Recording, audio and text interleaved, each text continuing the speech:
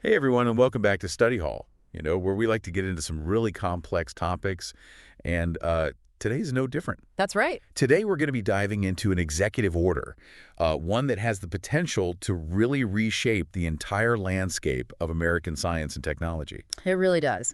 So to really kind of get into the weeds of this thing, we're going to be focusing on the executive order that establishes the President's Council of Advisors on Science and Technology. Or as we'll call it from now on, PCAST. PCAST.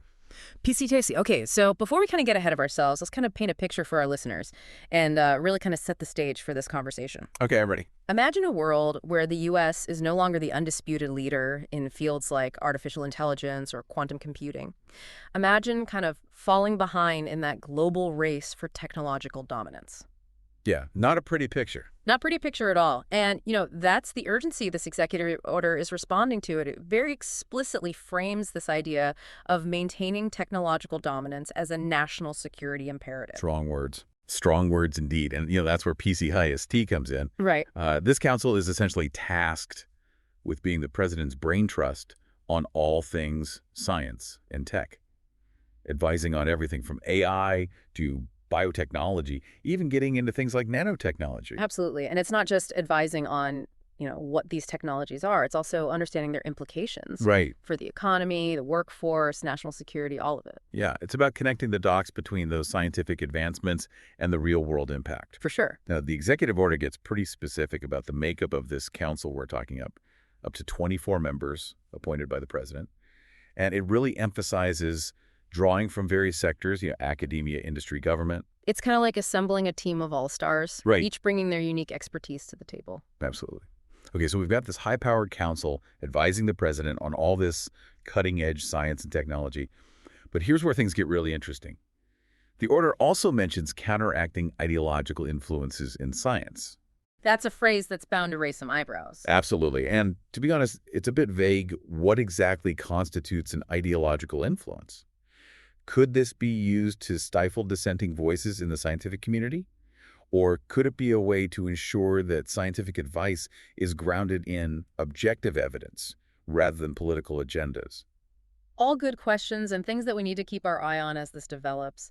How PCST defines and addresses this issue could have a significant impact on public trust in their recommendations. It's a really delicate balance, Yeah. And speaking of balance, let's talk about the potential benefits and challenges of having a dedicated council like PCST. Let's weigh the pros and cons. Yeah, on the plus side, having a direct line to the president ensures that science and technology are given due weight in policy decisions. Yeah, it's about elevating those issues to the highest level of government. Exactly. And with expertise drawn from these various sectors, PCST has the potential to come up with, really innovative and well-rounded solutions that consider the needs of all stakeholders. Absolutely. It's not just about what's scientifically possible, but also what's practical and beneficial for society as a whole. Right. Finding those solutions that actually work in the real world, but of course there are potential downsides as well. Oh, of course there are downsides. One concern, as we've already kind of touched on, is that risk of politicization. For sure. If PCST is seen as, pushing a particular agenda, it could lose credibility and effectiveness. 100%. And then there's just the inherent administrative complexity of managing a council of this size and scope. Right. Bureaucracy can be a real drag on progress. Absolutely. And then there's also the concern about the 2-year term limit. While it can be argued that ensures fresh perspectives, it also raises questions about long-term vision and continuity of effort.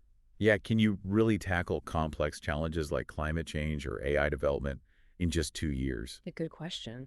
It is. And finally, there's the challenge of achieving meaningful diversity and representation.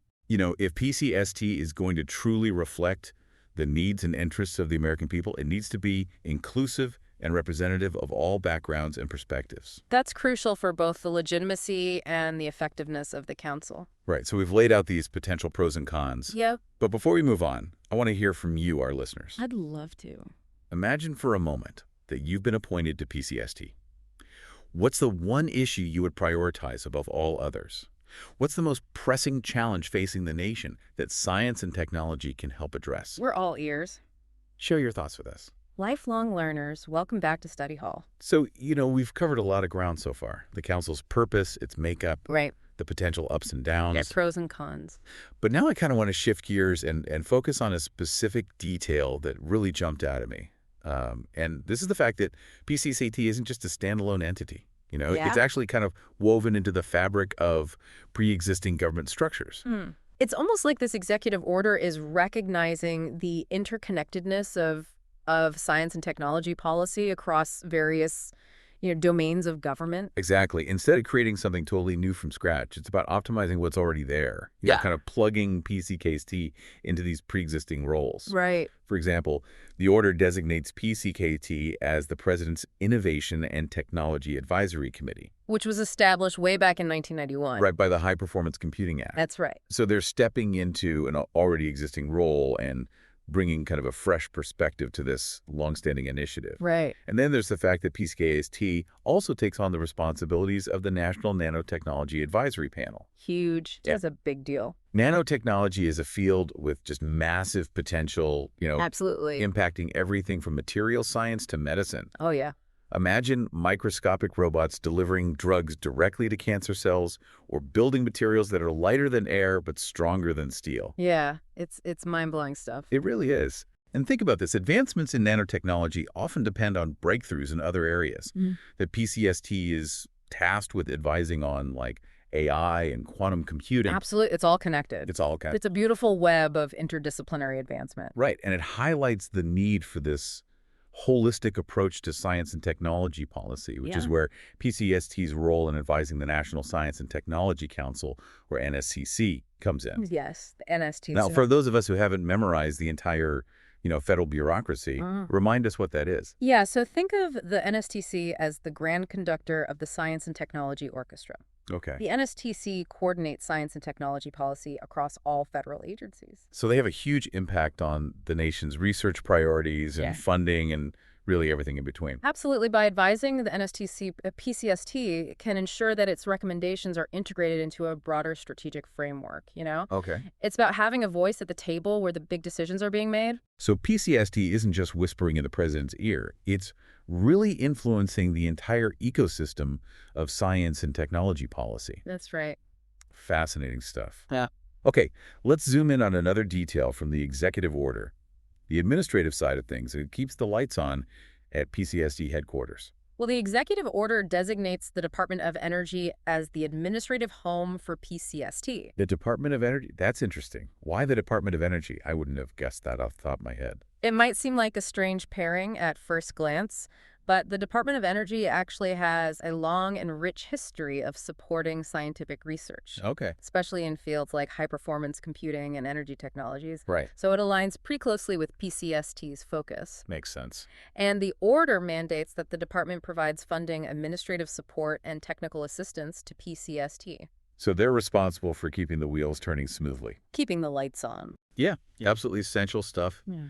You need someone to handle the logistics, manage the budget, make sure the council has the resources to actually do its job effectively. Yeah. But couldn't that create some potential issues, getting lost in the bureaucratic machinery of a massive department like that? Well, that's a valid concern. There's always a risk that PCST could get bogged down in bureaucratic red tape. Right. Or that its priorities might clash with those of the Department of Energy. And wouldn't they need to significantly expand their expertise For sure. to handle the wide range of issues that PCST is supposed to tackle? Right. And we were talking about everything from AI ethics to the future of space exploration. That's a great point. It will be interesting to see how this all plays out in practice. Yeah. Will the Department of Energy need to create new divisions or recruit additional experts to fully support PCST's agenda? We'll have to wait and see. Exactly. Now let's move on to the leadership structure of PCST. Right. Who's steering this ship? Well, the executive order is quite clear on that. The Assistant to the President for Science and Technology, or APST for short, and the Special Advisor for AI and Crypto serve as co-chairs of PCCKST. Two co-chairs. Interesting. Why do you think they chose that structure? Well, I think it really speaks to the increasing importance of artificial intelligence and its related fields. Yeah. We're talking about algorithms that can diagnose diseases, self-driving cars, systems that could potentially reshape entire industries. It's not science fiction anymore. AI is rapidly becoming integrated into every aspect of our lives. Exactly. And having a dedicated special advisor for AI and crypto as a co-chair elevates those issues to the forefront of PCAST's agenda, Okay. ensures that those areas get the attention they deserve. So it's not just about having a scientific perspective. It's about having this deep understanding of these emerging technologies and their potential impact. For sure. Makes sense. The order also provides for the appointment of up to 2 vice chairs from among the non-federal members of PCAST. Yeah. So this helps build out a leadership team with a diverse range of expertise and perspectives. So we have the leadership in place. Mm-hmm. But how does this council actually function? How do they go about tackling these really complex issues? Well, first and foremost, PCST is designed to be an active and engaged body.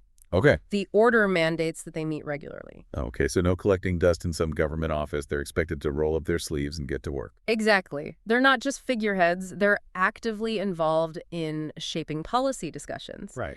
And to do that, they have a few key functions at their disposal. Okay. Firstly, they're tasked with responding to requests from the president or the co-chairs. Okay. Let's say the president needs a quick analysis of the latest developments in quantum computing, or perhaps there's concern about the ethical implications of a new biotechnology. Right. That's where PCST steps in. So they're like a scientific SWAT team for the White House, ready to tackle whatever challenges come their way. That's a great analogy. I like that. But it goes beyond just reacting to, immediate concerns. Right. The order also charges them with proactively soliciting input from a wide range of stakeholders. Okay. We're talking universities, national labs, private companies, state and local governments, foundations, nonprofit organizations, all of them. It's like crowdsourcing scientific expertise from every corner of the nation. Absolutely. It's about getting out of that Washington bubble and tapping into a diverse range of perspectives. Right. After all, the best solutions often come from unexpected places. So they're gathering this information, they're analyzing data, they're formulating recommendations, but they're not just a monolithic entity, right? Right. The executive order also kind of gets into some pretty interesting details about how PCST can be structured to operate more efficiently. For sure. For example, the order explicitly authorizes PCST to establish subcommittees and ad hoc groups. Okay. So allowing them to create specialized teams to delve deep into specific issues. So let's say they need to tackle the complex issue of regulating artificial intelligence in healthcare. Yeah. They could form a subcommittee specifically focused on that, bringing in leading experts in AI medicine ethics law. Absolutely. This allows them to be nimble and responsive, tailoring their approach to the specific challenges at hand. Okay. And it also enables them to tap into a wider pool of knowledge and experience than the core members alone could provide. That makes a lot of sense. You can't expect the main PCST members to be experts on every single scientific or technological issue under the sun. And here's where it gets even more interesting. The order also allows for the creation of what they call technical advisory groups. Technical advisory groups. Yeah. What's the difference between those and the subcommittees?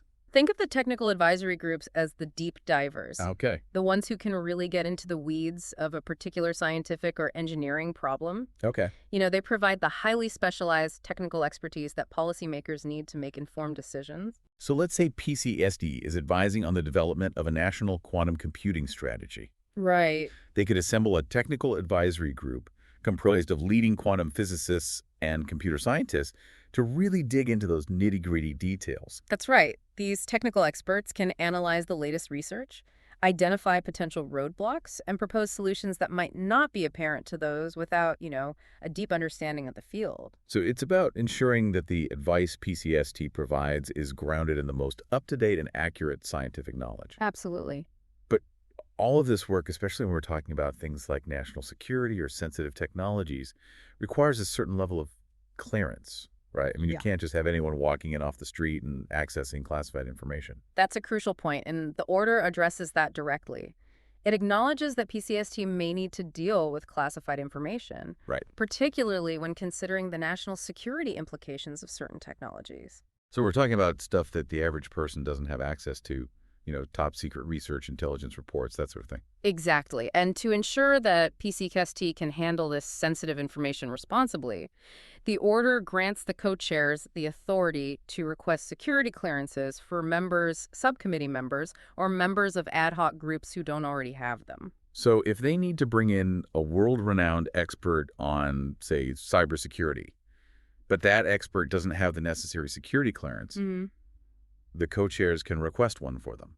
Precisely, it's about ensuring that PCST has access to the right people and the right information to fulfill its mission effectively. Okay, but this raises an interesting dilemma. It does. How do you balance the need for secrecy, especially when dealing with national security, with the importance of transparency in government? It's a delicate balancing act. Yeah, On the one hand, you need to protect sensitive information that could harm the country if it fell into the wrong hands. right. But on the other hand, the public has a right to know what its government is doing, how decisions are being made. That's a tough one. While the order doesn't explicitly address this issue, it's something that PCST will need to navigate carefully. Yeah, Too much secrecy, and they risk fueling suspicion and distrust. right. But too much transparency, and they could compromise national security or jeopardize ongoing research efforts. It's a tightrope walk for sure. Yeah. They need to find that sweet spot where they can protect sensitive information without undermining public trust or hindering open scientific inquiry. Absolutely. Finding that balance will be crucial for PCST to maintain its credibility and effectiveness. Now, before we move on, I want to circle back to a topic we briefly touched on earlier, that somewhat controversial phrase in the executive order about ideological influences in science. Yes, the phrase that launched 1,000 op-eds. Right, it certainly sparked a lot of debate and discussion. For sure. The order expresses concern about ideological dogmas distorting scientific truth, hindering innovation, eroding public trust. Uh-huh. But it's pretty vague about what exactly constitutes an ideological dogma. Right. And that vagueness has led to some concerns about potential bias and politicization. Right. Some critics argue that this language could be used to silence dissenting voices in the scientific community or to promote a particular political agenda. And it's not hard to see how that could happen. Imagine if a PCAST member with a strong belief in, say, climate change denial was given the power to shape recommendations on environmental policy. Yeah, right.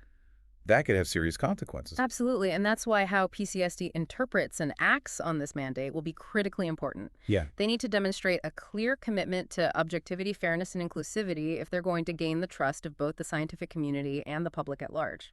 So they need to walk a tightrope here. Yeah. They need to address legitimate concerns about ideological bias without stifling open inquiry debate and the free exchange of ideas that are so essential to scientific progress. Exactly. It's about finding that delicate balance between ensuring that scientific advice is grounded in evidence and avoiding the pitfalls of censorship or political manipulation. It's one of the biggest challenges PCST will face. It really is. All right, let's shift gears and talk about something a bit more practical: the compensation and term limits for PCST members. Yeah. After all these folks are dedicating their time and expertise to serving the nation. Good point.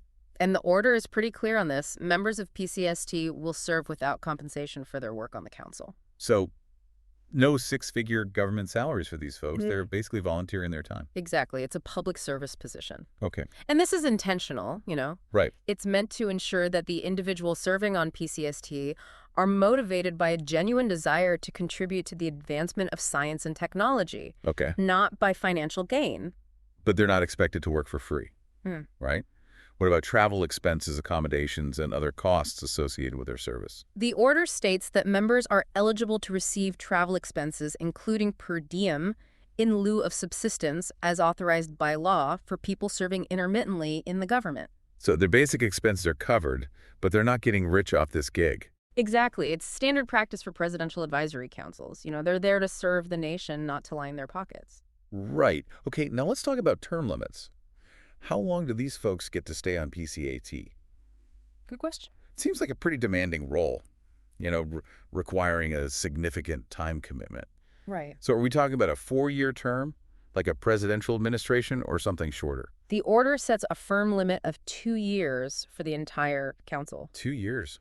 Wow, that seems pretty short. Yeah. Is that enough time to make a real impact, especially when you're dealing with complex long-term challenges like climate change or developing a national AI strategy? It's a valid question, and there are definitely pros and cons to having such a limited term. Okay, so let's break it down. What are the arguments for and against a 2-year term? On the plus side, a short term ensures a regular influx of fresh perspectives. Okay. You're constantly bringing in new ideas, new approaches, and preventing the council from becoming stagnant or too entrenched in its ways. So it's like a constantly evolving think tank, always adapting to the rapidly changing landscape of science and technology. Exactly. And it also allows for greater responsiveness to changing priorities and emerging challenges. Okay. Let's say a new pandemic emerges or there's a major breakthrough in fusion energy. Right. A council with a longer term might be slow to adapt, Right. but a council with a 2-year term can quickly pivot and focus on those new priorities. So it's about agility and adaptability. Precisely, however, on the flip side, a 2-year term might not be enough time to fully develop and implement complex initiatives. Right. Think about something like a national quantum computing strategy. Yeah, That's a long-term endeavor that requires sustained effort over many years. for sure. It's hard to imagine a council making significant progress on something like that in just 2 years. So it's a trade-off between agility and long-term vision. Exactly. You gain flexibility, but you potentially sacrifice the ability to see those major projects through to completion. It'll be interesting to see how PCST navigates this tension. Right? Will they focus on short-term achievable goals? Right. Or will they try to tackle those long-term grand challenges, knowing they might not be around to see the results? Okay, so we've explored the nuts and bolts of PCAST. We have. Its composition, its functions, its leadership structure. Now let's step back and talk about the bigger picture. What does this executive order tell us about the current administration's priorities when it comes to science and technology? Well, the very fact that the president has taken this step of establishing a high-level advisory council dedicated to science and technology speaks volumes. It's a clear signal that these issues are front and center on their agenda. Absolutely. They're not just paying lip service to science, they're putting their money where their mouth is. And the language used in the order really reinforces this message. Remember that phrase we talked about earlier, unquestioned and unchallenged global technological dominance? I do. That's not exactly subtle language. It suggests a strong commitment to maintaining America's leadership in these key fields. Absolutely. Science and technology are seen as crucial to national security and economic competitiveness.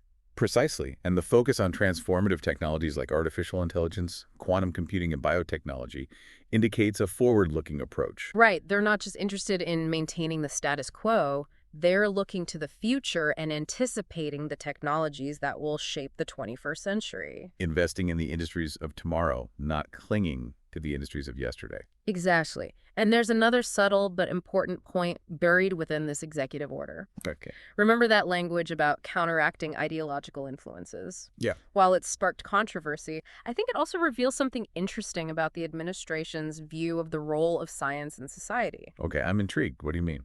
Well, it suggests a concern that science is being increasingly politicized or distorted to serve particular agendas. Right. And while there's a risk that this language could be misused, I think it also reflects a desire to return to a more traditional view of science as an objective, truth-seeking pursuit, free from undue influence. So a vision of science as a neutral arbiter of knowledge, not a tool to be wielded for political gain. Exactly. And this perspective is further reinforced by the order's emphasis on drawing diverse perspectives and expertise from across sectors. Right. The idea is that by bringing together a wide range of viewpoints, you can ensure that scientific advice is more robust, objective, and resistant to bias. It's about creating a system where the best ideas rise to the top, regardless of where they come from or who's advocating for them. Precisely. Now, it's important to remember that this executive order is just the first step in a long process. Right. Creating a council on paper is one thing, but Right. making it actually function effectively in the real world is another challenge altogether. Right. The success of PCST will depend on a whole host of factors. Absolutely. And one of the most important factors will be their ability to attract top talent. Okay. We're talking about attracting the best and brightest minds in science and technology. Individuals who are not only brilliant researchers, but also effective communicators, collaborators, and problem solvers. So they need people who can not only understand the complexities of quantum computing or gene editing, Yeah. but also explain those concepts to policymakers in a way that's clear, concise, and persuasive. They need people who can bridge the gap between the world of science and the world of policy. Right. They also need individuals who are respected and trusted by both the scientific community and the public at large. People with credibility and integrity. Exactly. People who, when they speak, others listen. Precisely, and beyond attracting talent, PCAST also needs to establish clear goals and priorities. Okay. They can't just wander aimlessly through the vast landscape of science and technology. Right. They need a roadmap. A set of objectives that are ambitious but achievable and that align with the administration's broader policy goals. So they need to be focused and strategic, not just reacting to the latest headline or crisis. Exactly. And those goals need to be transparent so that the public can understand what PCST is working on, Right. hold them accountable for their progress. Transparency builds trust and legitimacy. It does. It's about demonstrating that they're working in the best interests of the nation, not just pursuing their own pet projects. Exactly. And another key ingredient for success is effective communication. Yep. It's not enough to do good work. Right. You also need to be able to explain that work to others in a way that's clear, concise, and compelling. They need to be able to speak to different audiences, policymakers, scientists, the general public. Each audience requires a different approach, a different language, a different level of detail. Exactly. They need to be multilingual in the language of science and policy. Okay. And they also need to be proactive in engaging with stakeholders, seeking input, and building consensus. It's Right. not a one-way street. They need to listen as well as speak. It's about building relationships, fostering trust, and creating a sense of shared ownership over the challenges they're tackling. Exactly. And finally, perhaps most importantly, PCST needs to be adaptable and responsive to changing circumstances. Yeah. The world of science and technology is constantly evolving. Right. New discoveries are made every day. New challenges emerge seemingly overnight. Yeah, they can't just set a course and stick to it rigidly no matter what they need to be able to adjust their priorities, adapt their strategies, embrace new ideas as they emerge. Exactly. They need to be nimble, flexible, and always willing to learn and evolve. So it's a tall order. It is. Attracting top talent, setting clear goals, communicating effectively, engaging stakeholders, remaining adaptable in the face of constant change. But if they can do all that, PCST has the potential to make a real difference. Absolutely. It could shape the future of American science and technology and, by extension, the future of our nation and the world. Absolutely. Now, before we wrap up this part of our deep dive, I want to pose a question to you, our listeners. I love a good thought experiment. Gets those mental gears turning. Imagine for a moment that you've been appointed to PCST. You know, you're sitting in the room with the president, the top scientists and engineers in the country. What's the one issue you would prioritize above all others? Oh, wow. What's the most pressing challenge facing the nation that science and technology can help address? Think big, folks. Yeah. Is it climate change? Is it curing cancer? Is it developing sustainable energy sources? Or something else entirely. Or something else entirely? Let us know your thoughts. We want to hear from you. We'll delve into those ideas and explore the potential solutions in the final part of our deep dive. Welcome back to Study Hall. We're wrapping up our deep dive into this executive order establishing PCST. Yeah, it's been quite a journey, dissecting this document and really unpacking its potential impact on the future of American science and tech. Absolutely. We've covered a lot of ground, from the council's structure and functions Right. to its potential, strengths and weaknesses. And we've also touched on the broader implications, what this order reveals about the administration's priorities, their vision for the role of science in society. For sure. But before we sign off, I want to bring it back to something we discussed earlier, that potential for PCST's work to have a tangible impact on the lives of everyday Americans. Right. It's easy to get lost in the weeds of, policy jargon and bureaucratic structures. Absolutely. We can talk about subcommittees and technical advisory groups until we're blue in the face. But what really matters is how this council's work translates into, real-world benefits. Exactly. So let's paint a picture for our listeners. How might PCST's recommendations ripple outwards and touch their lives in a concrete way? Okay, well, let's start with something that affects us all, the economy. Okay. PCST's advice on issues like artificial intelligence and automation could influence policies that shape the future of work. Right. Will AI create new jobs or lead to mass unemployment? How do we prepare the workforce for the jobs of tomorrow? These are questions that PCST could help answer. Exactly. Imagine PCST recommending investments in education and training programs Right. to help workers adapt to the changing demands of the digital economy. Okay. Or perhaps they propose policies to support entrepreneurship and small business growth in sectors where AI is creating new opportunities. So their work could have a direct impact on people's livelihoods, their ability to earn a living and support their families. Absolutely. And it's not just about jobs. PCST's recommendations on climate change and energy policy could shape the way we power our homes and businesses. Right. These are issues that are front and center in the national conversation right now. Yeah. Will we transition to renewable energy sources? How do we make energy more affordable and accessible to everyone? Imagine PCST recommending investments in clean energy research and development, Okay. leading to breakthroughs in solar power, wind energy, or even fusion power. Wow. Or perhaps they propose tax incentives for homeowners to install solar panels or purchase electric vehicles. So their work could have a direct impact on the environment, the health of our planet, and the quality of life for future generations. Exactly, and let's not forget about healthcare. Right.